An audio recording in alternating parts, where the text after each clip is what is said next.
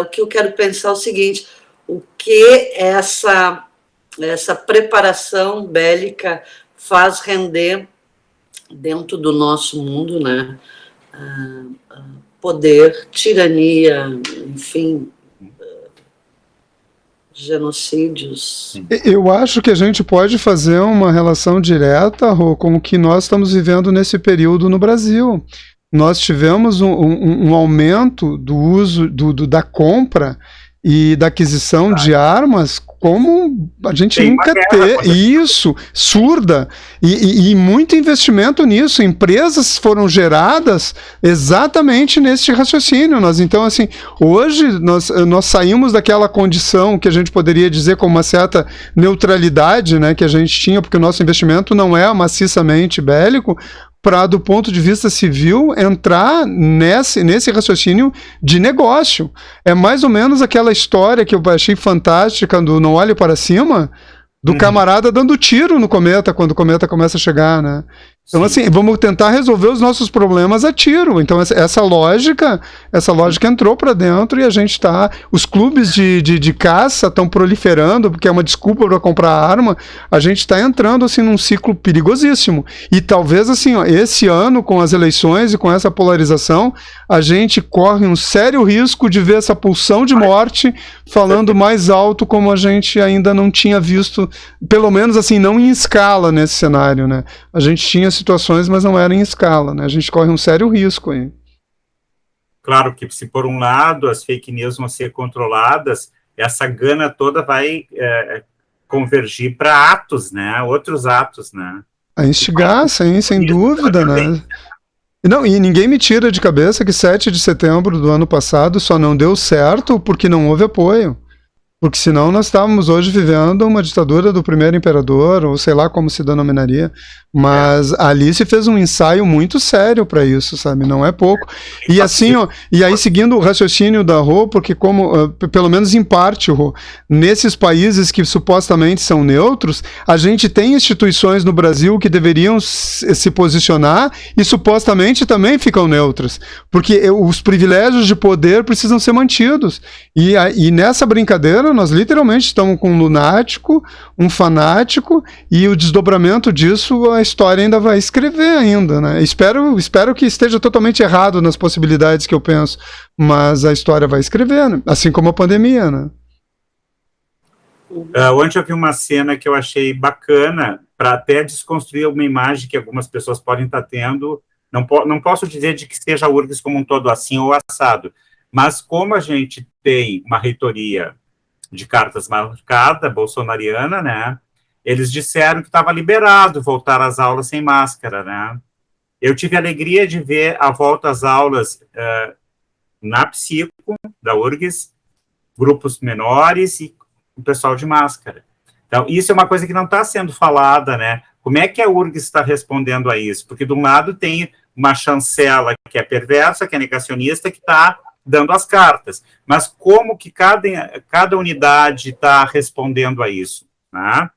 Eu não sei, eu acho que eu falo pelo que eu vi da Psico, né, com quem eu convivo mais, né. Não, e a gente está no momento que a gente precisa, em pequenos detalhes, resistir a essa avalanche que a gente está tendo de desconhecimento, despolitização, recrudescimento da discussão, porque uma coisa é discussão política, outra coisa é eliminar adversário, né, então, assim, a gente precisa resistir um pouco a isso, né, sem sombra de dúvida, né.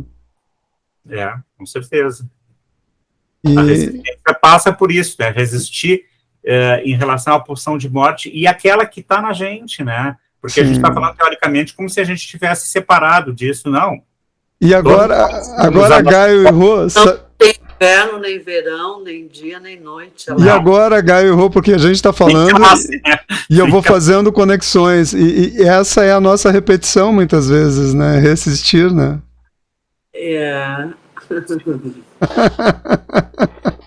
Não, o bom, assim, ó, que embora não sejamos santos e nem imunizados da pulsão de morte, o que a psicanálise faz por nós? Ela nos ajuda a perceber o quanto o grau de pulsão de morte que está na gente, que é ligado a um gozo, nos faz sofrer num limiar em que a gente não suporta mais.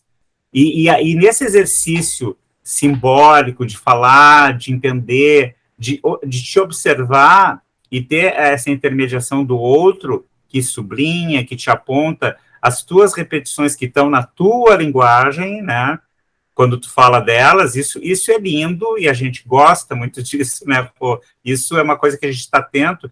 Então, a gente tem, digamos assim, ferramentas para, no mínimo, fazer com que nas nossas vidas e ajudar os nossos pacientes a minorizar o grau excedente de pulsão de morte que te leva a situações catastróficas, nas tuas escolhas sejam afetivas, nos cuidados com a tua saúde, nas questões profissionais, porque, felizmente, né, como dizia o Freud, a gente não tem uma neurose em cada lugar, a gente tem uma neurose, né, e ela está dando as cartas, né, nessas repetições, assim, em todas as instâncias. E aí isso possa ser evocado, né, numa análise.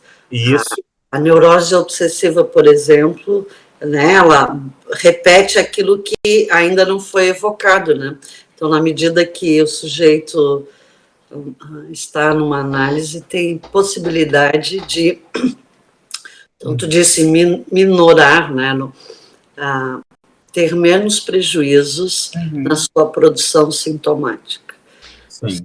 Não, Ativo na pulsão de morte. E aí eu até arrisco de forma leiga também a dizer que o ato psicanalítico e a análise em si, ela é a antítese disso que a gente faz. Porque quando a gente pode colocar na palavra e quando a gente tem essa possibilidade, tu passa a ter um caminho para extravasar, seja lá o que for do teu ser, de uma forma produtiva. De uma forma que isso possa gerar resultados produtivos, porque me parece que o grande senão dessas posturas e da tirania é quando eu te imponho, na verdade, não mais pela palavra, né? Pela força, né? Então a palavra, na verdade, é o caminho, é a antítese disso, né? Claro. Sim, porque se na perversão a repetição é muito rígida, né, no gozo perverso, na neurose a gente tem a chance de começar a fazer um pouquinho diferente, né, e à medida que tu vai te analisando, tu vai acotando esse gozo e a gente não muda de uma hora para outra, por isso que o repetir as coisas tem que ser acolhido, né, a gente tem que acolher a repetição, e isso parece muito simples, mas não é.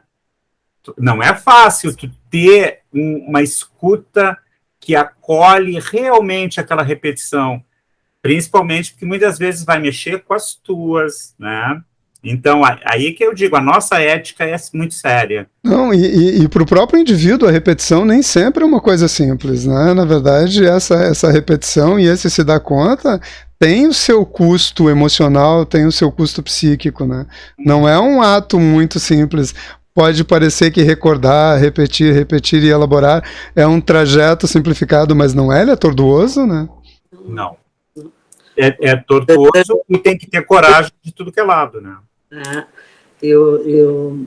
O itinerário do desejo é um caminho cheio de descompassos.